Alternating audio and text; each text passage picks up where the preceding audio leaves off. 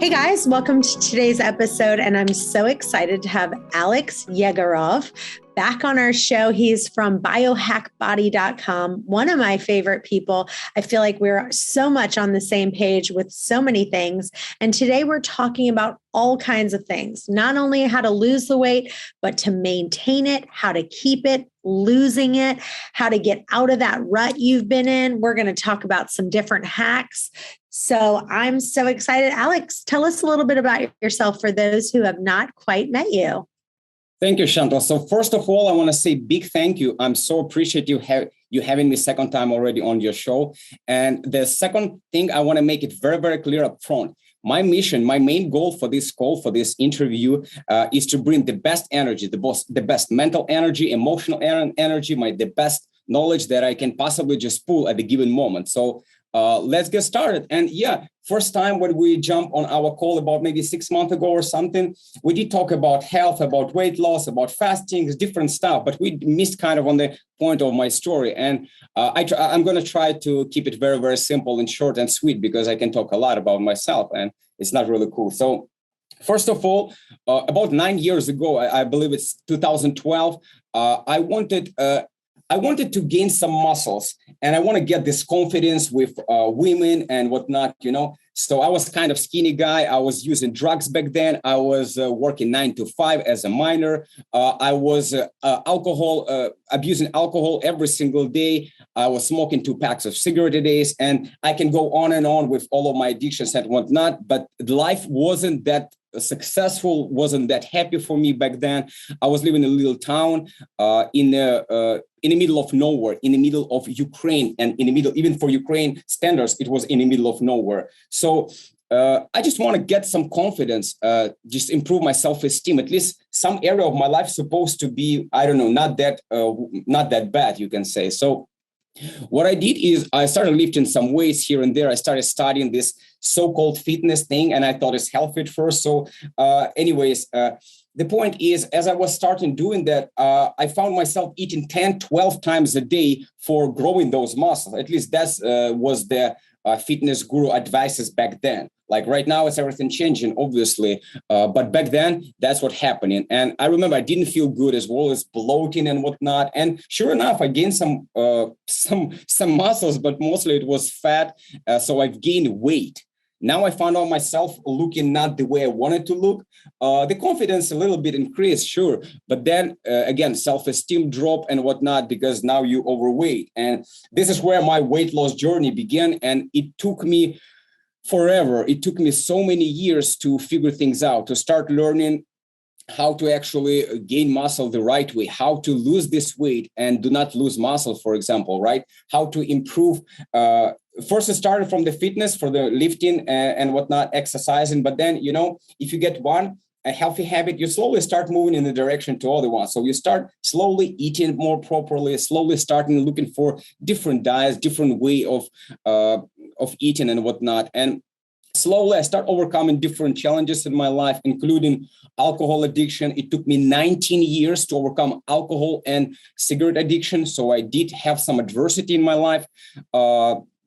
Nail biting, if we calculate that one, it also was big one, about 20 years. I finally free from that. And there's plenty of things, drugs and whatnot. But as I was improving my life, I start more and more into this, the whole healthy lifestyle. And I start more kind of looking for the ways to biohack my body, to improve my energy, vitality. Now muscles wasn't the priority for me. I wasn't already doing this crazy 12 meals a day, bodybuilding, whatever was it.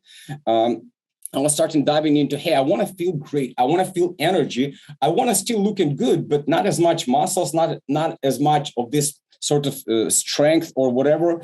And this is where I start diving into the Bulletproof Diet, Paleo Diet, Keto Diet, Intermittent Fasting. I start experimenting and playing with different things. And what I found, Bulletproof Diet is pretty good. It's Keto is pretty good. Paleo, to be honest, all of them were good.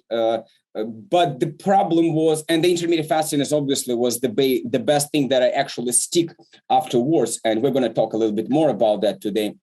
But the point is, I found for myself things that really, really work. And then I start tweaking from that, improving little things here and there, and make this balanced lifestyle for myself instead of dieting. But again, it took me quite a while, 8-9 years to figure things out, because the biggest part of it, intermittent fasting definitely helped. Stop snacking definitely helped. Stop eating junk food definitely helped. But one thing that I figured, it doesn't matter what tool, doesn't matter what strategy you use.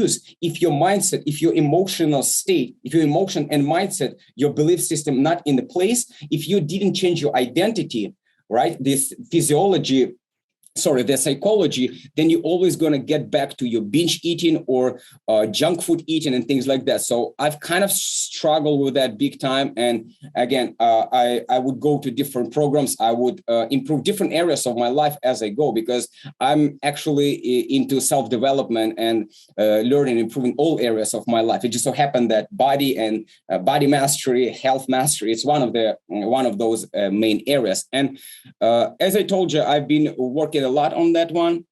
And as I was shifting my mindset, as I was implementing those different programs, different books, different knowledge that I've gone through, different YouTube channels and whatnot, I was able to find all of those voices in my head, all of those, I'm talking about belief system right now, right? All of those beliefs, all of those, I don't know, you can say demons, all of those programs, patterns, the way we think on autopilot. And I start more and more training my focus and catching them and separate from real true me. Meaning when I see the thought is coming, hey, it's not going to work. Hey, your YouTube channel not going to work. Hey, nobody going to buy your program. Hey, you're not going to succeed. Hey, look at your accent. You're not going to make it work. Hey, Alex, you loser. Hey, you this and that, all of this BS in your head. And when I was able to separate and cut it off and start priming myself daily with daily routine, then this is where it's all clicked together. And now, of course, I'm implementing healthy nutrition. I'm very big on that one. I'm implementing intermittent fasting, alternate fasting, prolonged fasting, dry fasting, many things. And this is where things actually became really, really great. And that's how I was able to share my successes, my stories with the people, and things like that.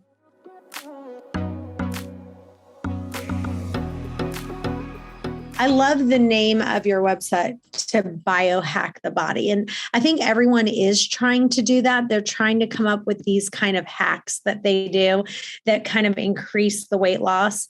And I also like to say there's systems that you put in place, because systems is what gets you to the next level. And to me, I love the system of intermittent fasting. I've just learned that I don't eat before usually 1 o'clock. If someone wants to take me out to lunch, I'm not eating before 1 o'clock. And I will tell you, it's funny because one of the things that one of the guests had talked about was talking about changing things up. Like if you go to the gym all the time, you want to change things up. And so I guess I had it in my head, and I feel like it was that voice coming at me. It was like, we had gone to a breakfast, and normally I would just sit there and not eat anything. And this time I was like, I'm going to go ahead and I'll have some breakfast. And I will tell you, I ended up eating twice as much as what I normally eat, because it just kind of like started me going. And then I just was kind of like, oh, well, you already had breakfast. You might as well have this. And it just, all those negative thoughts came out to me. I felt miserable the whole day. And I was thinking to myself, I am not that is one thing I cannot do. You can change things up, but for me, that was just ended up being a terrible day. So I want to hear kind of a day in the life of Alex. What does that look like? Like, what time do you start eating? What are you eating? Let's kind of dig a little bit into your routines and your systems that you have. Okay, so most of the time I do alternate fasting. In the past 5 years since I started practicing intermittent fasting and different kind of fast, I've been doing OMAD a lot. I've been doing intermittent fasting every single day. And what I found actually that it might stall your weight. It might slow down your metabolism if you have a lot of weight, and if you are going for the long run, which is not exactly with me. But the point is I've learned that cutting calories is very similar to, let's say, every day in doing intermittent fasting. So what I decided alternate that. So one day I have breakfast, the next day I don't have breakfast. So for today, for example, I did have breakfast. I did wake up, did my morning routine, did my cardio, done some aerobics, some incantations. So I like to combine my physical activities with training my beliefs and my emotions at the same time. I don't like to waste time. I know not everything can be multitask. We're human creatures. We are very focused, laser focused on one thing, but hey, I can run, I can jog, or I can walk and do my incantation, affirmation, whatever you name it. So when it comes to the fasting protocols, again, mostly lately I'm doing alternative fasting, and sometimes I go for 2 days intermittent fasting, meaning I'm skipping my breakfast. I like to break my fast at 2, right after the workout is done. I like to break my fast most of the times. But again, I'm shifting things around, and I absolutely got your point on when you got your routine settled, when you have your systems, you have your habits. Sometimes it might bite you in the back if you're going to change them. Sometimes it helps you to improve things, to get better results, especially if you got some weight loss, plateau, hit the plateau or things like that. But in your case, you start beating yourself up. And what I found with myself, especially after binge eating for how long? 4 years or something? That's crazy. I've been binge eating for over 4 years. And what was a really big change for me is when even though if let's say I set up the rule for me, hey, never ever going to be using food to change my state. Never ever I'm going to be using food, and never going to go over limits, and never going to binge. And then it happens. We're all humans, and it happens. What I'm going to do after that, when I fail, I'm going to beat myself so much. I'm going to literally mentally beat myself so much, and all of those limiting beliefs pops up. And what I do the next day, I'm going to go and binge even more. And then the next day, this is the rut that I was talking. And for you, might be not binge eating necessarily. For you, it might be junk eating, just a little bit here and there. But it's very important to, when you lower your standards once in a while, for example, you have standards, eat every breakfast, skip every breakfast, and fast every day. And then all of a sudden you got the urge and you had your breakfast. So, okay, that's failure for you. I got it. But what you can do is to, first of all, forgive yourself, realize that you did mistakes, sure enough, but you're a human being. It's okay. You forgive yourself. And what you can do right now at this very moment, instead of beat yourself up, you can change it right away, put your standards back to where it was, and start from make a clear decision to keep on following your own rules, your own standards. That was a big one. But sorry, I digress. You asked what's my routine. Usually I eat 2-3 meals a day. Sometimes I do 1 meal a day, which is omet, depending on the day. As I said, during the given week, I usually would go, let's say today was breakfast, tomorrow would be 2 meals a day, and about 17, 18 hours. Usually I eat within 6-7 window. And the next day I'm going to go and I'm going to have one meal a day. I'm going to go and eat, a lot less, obviously. So I'm spicing things around and not getting my body completely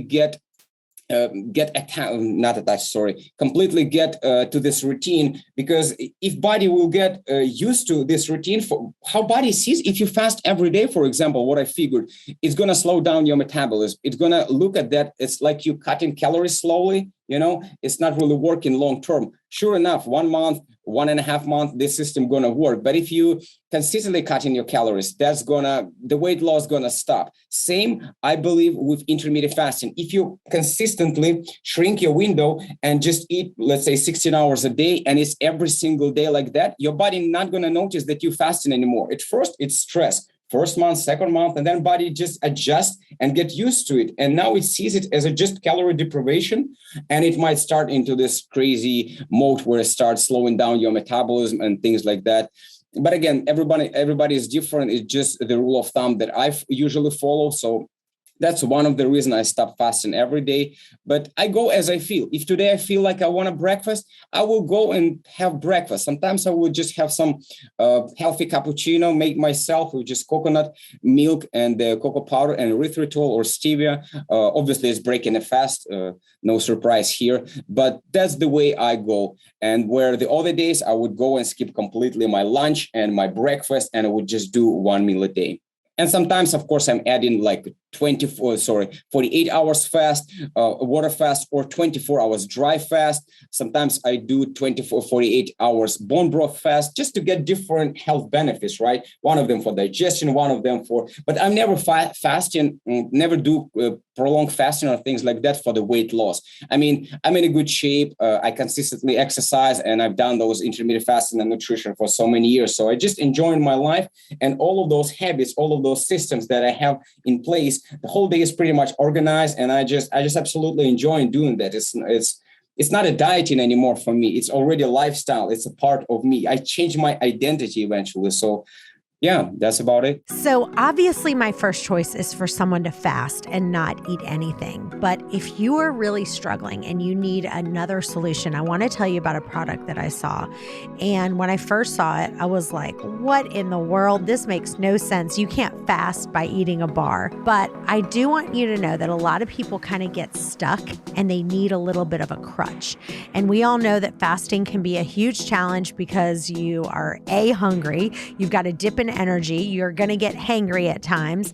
And so there is this bar. It's called the FastBar. It's the only bar scientifically formulated for intermittent fasting. It's non-GMO, gluten-free, no soy, no dairy, all those good things. It's keto friendly. You can use it if you're doing keto, if you're doing low carb or plant-based or gluten-free, whatever you want to do, it works for. They've got a bunch of different flavors. My favorite is the blueberry acai. So the bars are available at Sprouts, at FastBar.com, and at Amazon. And if you use the code WASTEAWAY, you'll get an additional 10% off the already discounted products at FastBar.com. So I want to talk about alternate day fasting because there are so many different variations. So like some people might say, when you follow ADF or alternate day fasting, you fast every other day completely. And then the other time you eat as you typically would. And it roughly equates to about 36 hours of fasting, 38 hours of fasting. And then maybe you're eating on the days that you're eating in an 8 to 10 hour eating window. So for example, maybe on day one, you're eating in a 10-hour eating window or 8-hour eating window. And then day two, you're fasting completely, not eating anything. Day three, you're eating regular meals. Day four, you're fasting. Day five, you're eating regular meals. You get the picture. Then I've seen other people who go, man, that is just way too challenging to go an entire day without eating anything. So they say, okay, I'm going to do alternate day fasting, but maybe I'm going to eat in an 8 or 10 hour eating window day one. Then day two, they're going to just do OMAD. So they'll just eat one meal a day. Day three, they eat regular meals. Day four, OMAD. Day five, eat regular meals. Another variation I've seen is day one, they eat regular meals. Day two, they say something like, I'm only eating 500 calories that day. Day three, eat regular meals. And then, so there's so many different combinations of different things that people do in that alternate day fasting that kind of changes things up. And I think, again, it's like you have to kind of decide, try these different things and see kind of what works for you and what your body kind of allows you to do, especially with working out. So one of the things you said is, hey, when you're working out really hardcore, hey, that's going to be a depletion on your body. And so you do want to be maybe alternating those days or however you want to do it. So it sounds like for you, you're kind of doing more of like eating regular meals, then the next day OMAD, then eating regular meals, then the next day OMAD. Is that kind of the routine you're doing a little bit more? Not exactly. You said one day eating a regular meal, another one OMAD. No, I don't do OMAD 3 times per week. Once in a week, yeah, OMAD. The other days is just a regular day and then just 16 hours fast, let's say, skipping basically just breakfast. So I'm trying to not do too much of the fastings like I used to do. And I completely agree what you just said, that everybody is different and we're starting at the different level and that we are actually having different goals, depending on the goals, depending on where you're starting. But I always recommend people to listen to their body, to start slowly, whatever you're trying to accomplish. Based on that, you got to start slowly. You see, you mentioned 3 different kinds of alternate fasting, for example. There are so many kinds of intermittent fasting, so many different kinds of protocols. I always recommend people to start slowly. Just start slowly and do a couple of times a week. Just do a little bit of intermittent fasting. Then see how it goes, how your body looks, because we need to understand that fasting, it is stress. But it's as same as working out. It is stress. Stress is good for our body when it's not too much. If you fasting right away too much, let's say how people, a lot of the time people do, and they're overweight big time, and they go on this crazy 5-day, 10 days fast, dry fast, water fast, or whatever the case might be. I think this stress is too much for the body. I'm not saying you're going to die. There is a lot of people who go in for like a year without food, 6 months without food, and it's okay because they have a lot of food on their bodies. But the point is, if you want to find what works for you, you gotta got some examples from the people that already who have the same goals with you. And then you start slowly, you start implementing them, and you see the results. I would not recommend right away jump into crazy fast. As I said, I probably repeat myself, but that's the main point. It's like we're going and working out first time. Imagine you're never working out, and here I am in the gym, and I want to do the workout. How most of the people going to do? They're going to hardcore. They're going to kill the body, 2 hours, full body, crazily. I don't know. And then the next day you have soreness, and then you're not really building momentum, this habit. Your body is in a too big stress. It cannot recover. And then next day, your coach says, hey, go again. Again, we're going to kill whatever part of the body. So every day you go in, and that's how people usually quit. And because they're starting too fast, too ridiculous, too big of the stress that I cannot handle. So same with workouts, same with fasting. Start slowly. Pick the way that works for you, and then slowly you can increase it. You can start adding 2 days of fasting, 1 day off, just standard meal, sometimes 1 meal a day, sometimes just 2 meals a day, and sometimes you can do prolonged fasting and whatnot. Just find your pace and find based on your results, because sometimes it's not always to push and more gives you more results, right? It's not always no gain, no pain, no gain. Sometimes you need to know when you need to give your body recovery, whether it be stress from the fasting, whether it be stress from workout, whether it's cold shower, whether it's sauna, right? I'm all about the Hormesis, about the overcoming the stress and by hacking my body, but it's supposed to be done gradually, and you have to enjoy what you're doing. Because if you're starving yourself crazily just to get this 100 pounds as fast as possible, you're going to break down. It's not going to make it last. What you can eventually gain is actually binge eating and all the food disorders and whatnot. So I would not recommend to jump full in too crazy in fast, in this case with fasting or exercising.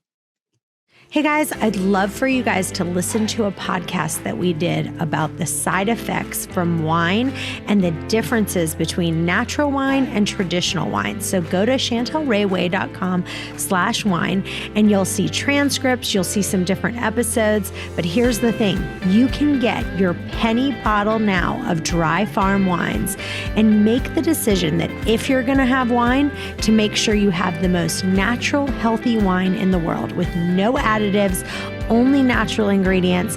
All the other wines out there have so much sulfate, so much sugar. Why put that poison in your body? So get your penny bottle now at chantelrayway.com/wine. So I want to really talk about some of these hacks that you talk about. And you had mentioned Hormesis. And so I want you to explain in an easy way what that is and what are some different things that you do to get there. So first of all, as you mentioned, I'm all about biohacking my body, and fasting and different kind of fasting is one of the way that you can do. To biohack your body basically means biologically increase your energy, increase your, body look even, increase your feeling, the wellness, the energy level, the vitality, and prolong your life. So for that matter, every day I'm trying to utilize a cold shower in moderation. Again, I started slowly. And it's been, already like 5 years ago since I started doing cold showers. And it's a very, very good stressor when you do it in moderation and properly. I utilize in sauna anytime I can, trying to aim for 2-3 times per week, but it's not very convenient for me at that point. So not that often. With the cold shower, it's a lot easier for me. And another one is fasting, of course. Another one is the physical exercises, could be high intensity interval training, could be resistant training, different types of liftings and whatnot. So the point of the hormesis is to put enough stress on your body, not too much. So body always looking, our body is a incredible machine, incredible mechanism that always trying to find this balance, that always trying to go to this sweet spot, which called hormesis. And the hermetic stressor is when we're trying to put whatever it might stress be. Again, let's say it's cold shower. We're trying to put the cold shower, utilizing cold shower, but we're not trying to go too much to get to die, right? If you put too much of the stress with the cold shower, you're going to froze yourself, you're going to die. So it's supposed to be the balanced way. And each and every day, you're slowly increasing that. Same at the gym. You want to always go and slowly increasing the pressure, increasing the stress for your muscles so they can grow, so they can improve, so you can get the benefits that you're aiming for. So there's plenty of ways. Even one of the example of the hormesis and hermetic stress is, for example, is our skin reacts on the sun. We're going on the sun, and sure enough, if you go right away to the Thailand sun during the summer, and you're going to spend there on the sun the whole day, you're going to burn yourself out. You're going to get those burns, and it's not good. It's already going to be too much of the stress. But if you slowly go into the sun and your body get this adaptation, which is basically going to get more tan, the color of the skin going to start changing. And that's exactly what's hormesis. That's exactly how you're supposed to utilize any stressful environment outside. Hey guys, I'm so excited. My new book, One Meal and a Tasting, is out now. And if you order the book on Amazon, just the regular paperback edition, if you go in and make a review, you will get the audio book for free. Send a copy of your receipt to questions@chantelrayway.com and you'll get the audio book right away. Yeah, and I love when you say, hormesis is when something is basically damaging or toxic in excess, right? But highly beneficial in small doses, right? So like, for example, we all know that exercise is good for us, but if you intensely exercised all day long, that's all you did, that would cause like a lot of wear and tear on your body. But if you do short bursts of exercise, like high intensity and interval training, that kind of stress on your body your body's going to recover and now build you back even stronger than before, right? So weightlifting, you're basically tearing those muscles while you're weightlifting, and then that's turning you to make it stronger. So that's the same with, heat and cold exposure.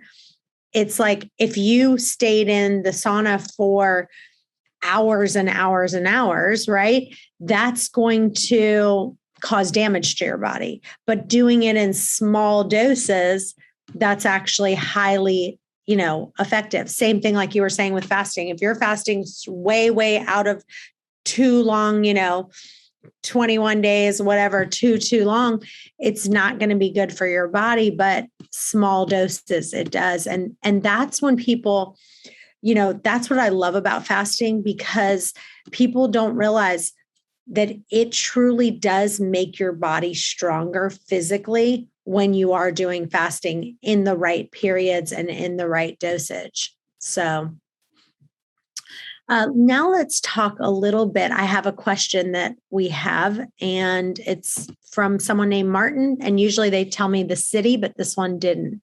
It says, Chantel, I'm a big fan of your work. I have a 37-year-old son that I'm very distressed about. He weighs 320 pounds and is 6'1". I'm very worried about him from a health standpoint. My doctor advised me that it's best not to suggest losing weight, that he will do it when he is ready. I prayed to God, but do not have an answer. I would appreciate any guidance or suggestions you might have. Diabetes and heart disease run in both sides of his family. Thanks for the good work you do, Martin.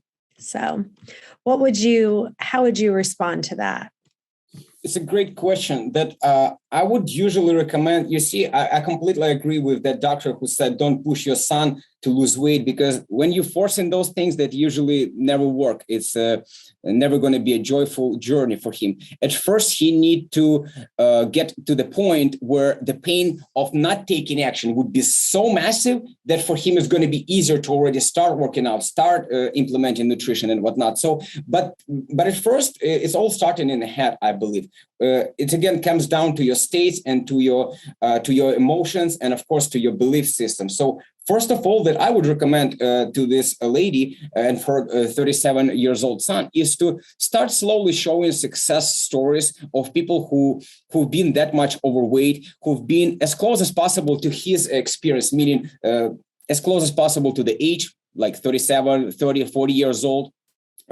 Maybe living in the same area or whatever, trying to start showing the success stories that he might start slowly get this belief back and rolling that, hey, maybe even I can possibly do that. So that would be probably the best way to go, because you see, if her son or if you don't believe you can do it, that's true. And if you believe you can do it, that's true as well. So first thing, he need to understand that he can do it and he actually want it. And after that, of course, would be step number one. Number two is to create your goal, specific goal, or what you want to accomplish, how your body going to look like, what's weight you want to lose, how you want to feel inside. And then the next step would be link as much as you possibly can pain and pleasure, meaning utilizing pain and pleasure for your own advantage. Like marketers already doing it for so many years, and all our life, everything we do in life is about pain and pleasure. At that moment, that her son, which is 37 years old, he has a lot of pleasure linked maybe to the junk food, let's say. So he is utilizing that, and he doesn't have enough pain to stop doing that. If you would able to properly link a lot of the pleasure to, let's say, for example, working out, and there is lots of way you can do that, or you will link a lot of pleasure to set your goals, accomplish your goals, and move towards that. I don't know, maybe if you, for example, your goal is to lose weight, because now if you lose weight, you're going to get the girl that you wanted for so many years, or would be the better job opportunity. I don't know what's for him would be, but he need to find that goal. But again, at the same time, it's going to be impossible for him to make this goal if he's not going to believe to begin with that it's possible that he can manage to achieve that goal. He's probably right now in a dark place, and I've never been overweight that much, but I've been in the places where I just worried, anxiety, fear, low self-esteem. That's probably where he's right now. And he doesn't even believe anything possible in that. If you slowly start introducing those, I don't know, successful stories here and there, different transformation, different things, it might sparkle, motivate, inspire a little bit. It can be different YouTube videos, different coaching and whatnot, but that's the first way that I would recommend for her. In this case, you're not pushing too much, and you're not forcing. Forcing not going to help. He need to wake up on his own. He need to realize that yes, I do have a problem, and I have the capacity to actually break through this food addiction or whatever the case might be. Yeah, I think that for me, I wouldn't like push it. Obviously, they have to make that decision for themselves. But I do think it's good to be able to, in a really kind and loving way, kind of say, hey, I'd love, maybe you share some of the podcast with him, share some of yours, Alex. I know you've got a fantastic podcast. And say, I'd love for you to start listening to this and just saying things like, I love you so much and I care about you so much that for me, I know that there's going to be so many health issues. We know that if you are overweight in any sense, you are going to have some health consequences for that. And I want you to live a really long time. And so you have to do that on your own time. But would you be willing to listen to and find some different episodes that really resonate with you and send those to him? Because For you not to say anything, I don't think it's the right thing to do. For you to be pushy, like you need to lose weight. Why aren't you losing weight? That's not the right thing to do.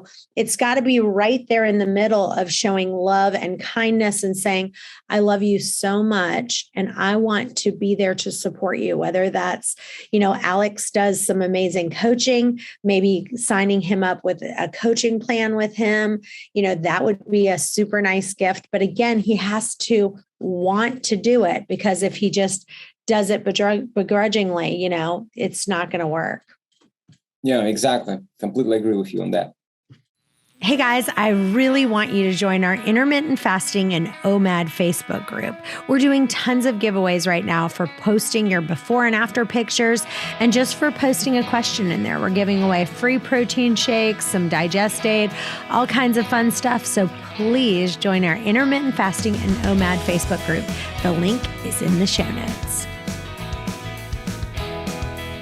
So let's talk a little bit about nutrition for just a second, because I think it really is just such an important piece. And I want you to talk about do you advise your clients on what is a fantastic nutrition plan for people to be feeling like $1 million?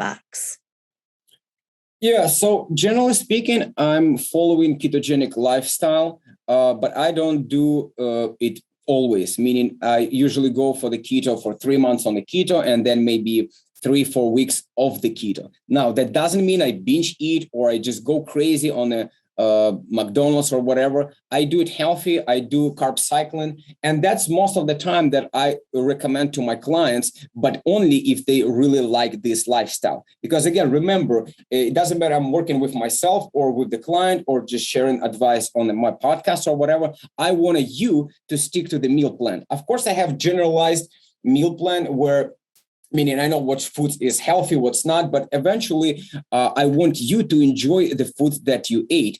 And basically, even when we're talking about keto, you see, not all keto is created equal. Same, not all vegetarian or vegan created equal. It might be very, very harmful if you don't know how to follow that. For example, I have a couple of principles that I apply, and there is some kind of foods that I know obviously going to be good for everybody. Let's say it's olives, let's say it's avocado, things like that would be on any meal plan, would be a great addition to any meal plan.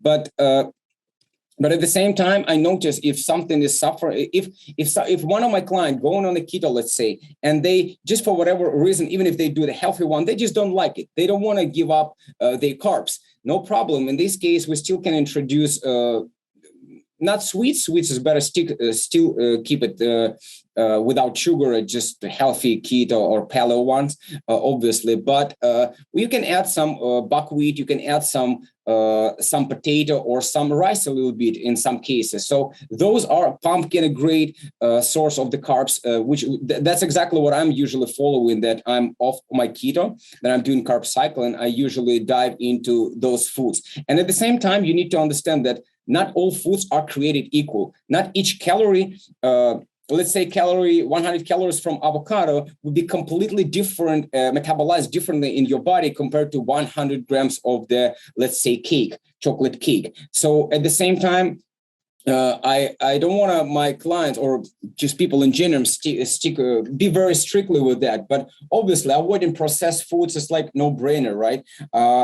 Keep dairy in moderation. And I'm not against dairy completely. I love dairy, but it does have some opioids in it. I mean, the addictive parts, and dairy by itself, I'm talking about everything but butter. Butter is way to go for me every single day. I'm trying to eat grass-fed, grass-finished butter. But when it comes to the creamer, when it comes to the milk, whatever you keto or not, again, when it comes to different kind of dairy, cottage cheese or sour cream, whatever, although they are tasty, I try to keep them in moderation or avoid as much as I can, because first of all, the casein protein that in all of the dairy, it's not going to be good for your body. It's been linked to a lot of the inflammation processes in the body. And I did notice when I'm consuming dairy a lot, I feel more like bloating. I feel more inflammation going in my body. And same other people also reported to me same things. So basically eat whole foods. I'm keto guy, right? You can say, but I'm not against fruits. Although if you are trying to do not only healthy lifestyle, but also lose weight and keep it off lifelong, I would recommend to not cut them completely, but definitely eat them in moderation, because fructose metabolizes completely differently compared to standard carb. Let's say you eat a buckwheat, right? It's a standard carb. It's a simple glucose. And what it does, it goes to your muscle and gets stored as a glycogen. So you can walk, you can lift, and you can just basically burn it. With fructose, burn it. But with fructose coming from fruits, it doesn't really work this way. Our body can metabolize them at a given moment. Our liver can metabolize maybe 40, 30 grams of fructose. And so if you go and eat 1 kilogram of apples, it's not going to be good for your liver. And it's going to, again, metabolize those 30 grams of fructose, and everything else will be start storing straight as a fat, where the standard glucose, the sugar itself, going to be burned by your body and stored as a glycogen in the muscle. So again, those are a couple of principles. Cut the dairy mostly because of the casein protein, and it's inflammatory. Then eat in moderation the fructose, different fruits. Don't eat processed foods. I mean, that one is obvious one. Whole foods is always going to be the best way to go. The vegetables, some of them can be eaten raw, and other ones it's better to cook because, again, they might be having some inflammatory cytokines leak into your body. I'm getting too nerdy, but the point is there is a healthy way, and the healthy way of eating is different for different. I've been studying the topic for over 8 years, and what's healthy for me might not be healthy for another person, and so forth. Eventually, what I recommend my clients, when we already nail down the plan perfectly, then I wanted them to say how because we're adjusting it all the time every week. I wanted them to say to me, how do they feel on this meal plan? Because again, we have different allergies reaction, and our body metabolizes different foods differently. If for me, let's say, again, it's hypothetically, avocado is perfect food and I consume that and I feel good. For you, it might be bloating, gassy, or some other thing, indigestion, or you might have not good sleep and things like that. So the best way is, of course, to do the blood work and to test your food sensitivities. So that's what I usually recommend, and that's what I usually stick for myself as well. Yeah, I think the best question that we all need to ask ourselves over and over is, how am I going to feel after I eat this? And whatever that is, like you said, because for me, I know, like I love dairy, and I've really gotten to the place now that I don't eat gluten. Every once in a blue moon, I will eat it, maybe once a year. And then I feel so terrible that I just won't do it again for about another year. But again, like I have to constantly ask myself, like, when I eat dairy, my body gets inflamed. My back's, I've never had any back issues ever. And all of a sudden, I guess at the gym did something and I hurt my back. And when I eat dairy, all of a sudden my back starts hurting again, or I can tell my wrist will start hurting, or my hand right here will start getting a little bit inflamed. It's just all these different things add up when I eat it. And so if we can ask that question and go, how am I going to feel when I eat this? And is it really worth it? And then getting to the mindset of saying, no, it's not. So let's talk about that mindset for just a second. Let's say that someone maybe like me, that's like, okay, they know they feel terrible when they eat dairy. They know they feel terrible when they eat gluten, but somehow, the devil's in their ear going, oh, you want it. So let's talk about some mindset principles for just a second. This is incredible question. I absolutely love this one because it also touched me in a big way again. So that was the talking inside of you and saying, hey, you can eat me. Or again, I already mentioned about pain and pleasure. I already mentioned about the power of pain and pleasure. And usually when it comes to food, the pleasure is right here. Imagine this cake or this bready deliciousness that's a warm piece of bread or whatever you liking, and you want to eat it because the pain is somewhere far, right? The pain is of feeling bad would come to you maybe after the meal. The pain of overweight, it doesn't come right away. It's going to be someday. So since the pain is someday, I'm going to be overweight someday, but the pleasure is right here. You already picturing how you eating that with your focus. You're already imagining how it's gonna feel, how it's gonna use it, and that's exactly what we gotta break through by utilizing our mental focus. Anytime you notice thinking about the food that you definitely know not going to be good, you have to absolutely link mass of pain right away. Meaning you have to link that something going to happen not good for you right now. For example, you can imagine your, I don't know, for different people works different things.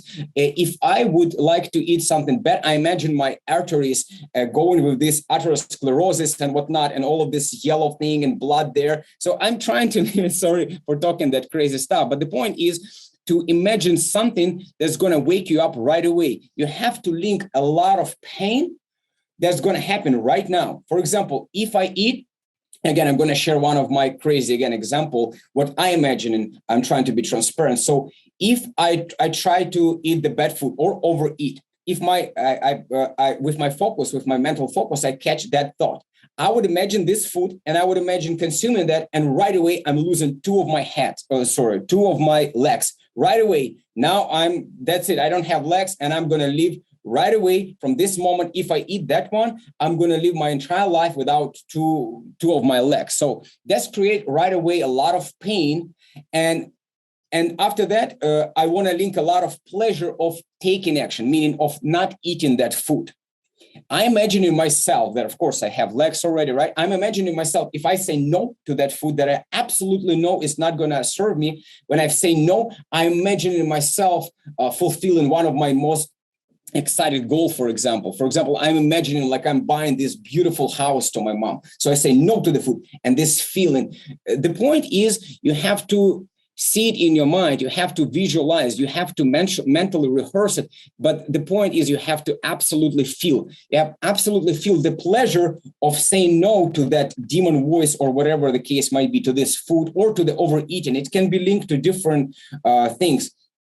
And basically utilizing the pain and the pleasure the right way. And again, just to sum things up, if you want to consume this piece of chocolate, link a lot of pain, and only you know what's painful for you the most. I can just give the examples that I use, but only you know what's really going to be very, very painful for you. You have to visualize it that it's happened right now, the way that you don't want to eat it. And if you say no to that food, I want you to link enormous amount of pleasure for yourself. Maybe imagining yourself on the beach already with this body that you want, the most desired goal or whatever. You have to feel it. And in this case, it's going to be a lot easier to break through this pattern, through these limiting beliefs. And it's going to move you forward towards your goals. That's what I'm utilizing. And, the thing is, I think people don't realize that in life, it's really about 80% of any achievement is always down to the mindset, and 20% is down to the mechanics. So if you want to lose weight, 80% of achieving that goal depends on you having the right mindset. And only 20% is the part where you go, okay, this is the system, is what they say, because it's like, this is what I'm going to accomplish. But if you've got the plan, but your mindset is wrong, you're not going to be able to achieve it. It's just not possible. Yeah, exactly. That's what I usually utilize with myself and with the people that I work. I work most of the time on the emotions, on the emotional states, and on the mindset. We definitely spend a lot of time changing those beliefs, changing those voices, and instead of them, putting more empowering beliefs that actually driving us towards our goals. Because you see, life it happens, and not all the time. You might jump on whatever meal plan, whatever diet, whatever exercise routine, and first 5 days, everything is awesome. But then something happens, something external or internal, those voices start talking, hey, you're not good enough. How many weight loss programs you tried? It's never going to work. You're not good enough, this and that. You never follow through. And in these moments, it's really important to remind yourself who you truly are and change your state in an instant with your physiology, with your focus, to focus on your goals, to focus on the pain of not following through and the pleasure of following through, because you got it really, really correct. The strategy, the how-to part is only 20% of success, because you see, the truth and reality is you might eat this, you might pick different diets, different exercise routines, they still succeed them if you completely believe in yourself, if you have this unstoppable faith inside yourself that you're going to find a way, no matter what diet, no matter, it's going to work eventually. But if you have this sabotaging self-talk inside your head, then you're not going to make anything in life. And it doesn't matter. Is it just about your health, about your weight loss, nutrition, or it might be business. It might be any area of your life. So I'm sure 80% of the success in life, in anything, in achieving results in any areas of life, it's your psychology, it's your mindset. And 20% is mechanics, it's how to, it's your strategy.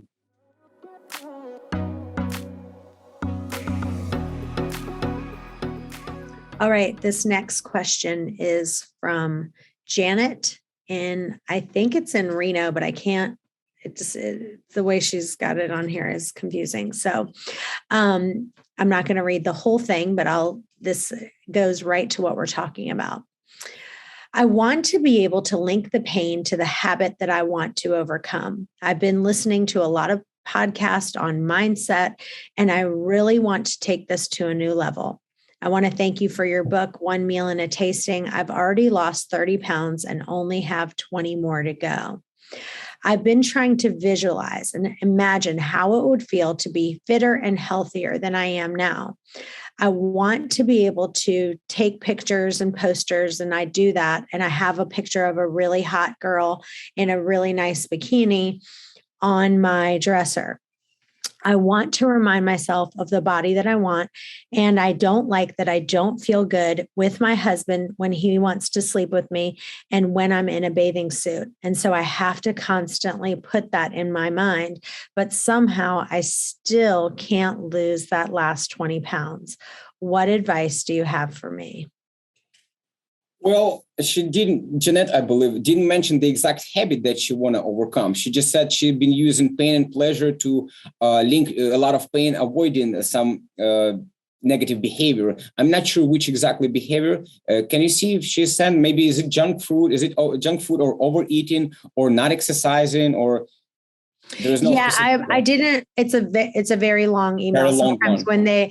when they do like a really long email, I kind of condense it down. So, but she didn't say what it. I don't know that she said exactly what it is. Okay, so it doesn't matter actually. Let's say it this way. I know we already touched quite a while here in this call about the pain and pleasure, and the point is, she said she already trying to link pain to this behavior, so she would stop. The only one reason she keeps on doing that behavior is because she didn't really link in a lot of pain.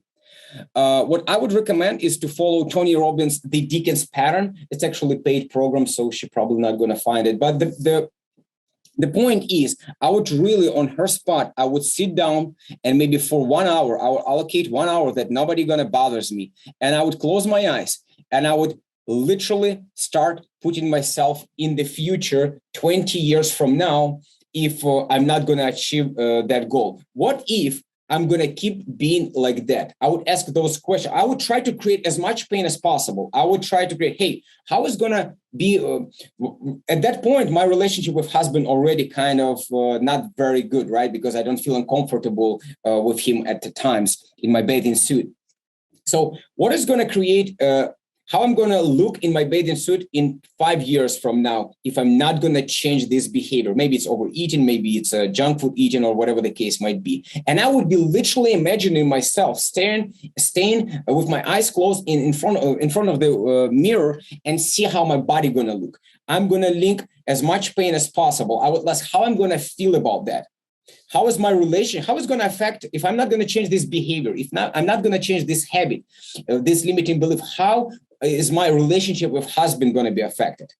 Then I'm going to think, how about my health? And I'm going to just predict my life. If not following through, if I'm not going to change this behavior, I'm going to link to 5 years result, 10 years and 20 years result based on everything. How is my kids gonna think? What my kids gonna think about me if I'm not able to follow through? How I'm gonna feel? What is my self-esteem? And I'm gonna be more confident or less confident if I'm gonna keep on doing this behavior or beliefs. And the only one thing why people actually doing something is because, again, she subconsciously linked a lot of pleasure of doing something. I don't know what's the habit again, but she links too much pleasure of doing that and not enough pain of following through and breaking through this addiction. So she gotta allocate a really good time and really get greedy into those questions and really feel them. Because if she's not gonna feel, if she's just gonna rationalize there and not gonna get into that, it's not gonna work.